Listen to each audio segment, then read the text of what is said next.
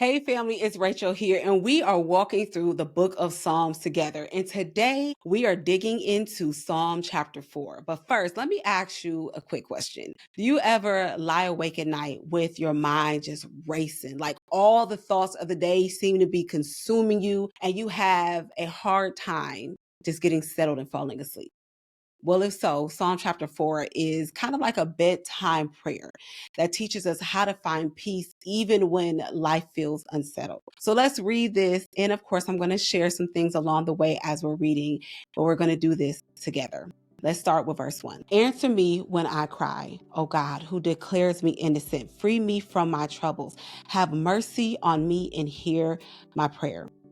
How long will you people ruin my reputation? How long will you make groundless accusations? How long will you continue your lies? You can be sure of this.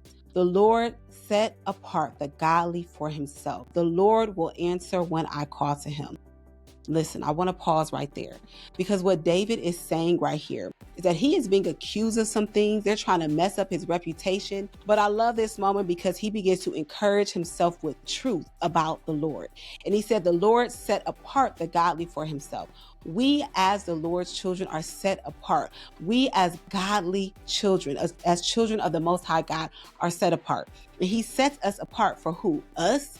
For the people who are saying things? No, he sets us apart for himself, for his great work. Now, verse 4, don't sin by letting anger control you. Think about it overnight and remain silent. It's so easy to let anger consume us and control how we react when people are saying things about us and trying to tarnish our name, tarnish our reputation, lying about our character. But David says, don't sin by letting anger control you. Think about it overnight and just remain silent. Offer sacrifices in the right spirit and trust the Lord. Zip it up. Trust the Lord. He knows what he's doing.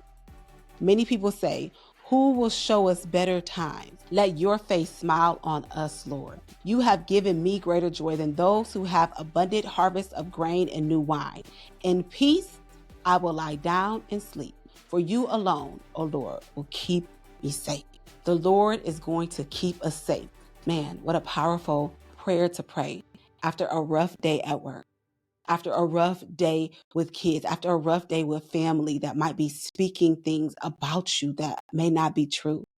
After a rough day, even scrolling on social media, David says, in peace, I am going to lie down. I'm not about to sweat this stuff. And I'm going to sleep. It's one thing to lay down. It's another thing to fall asleep.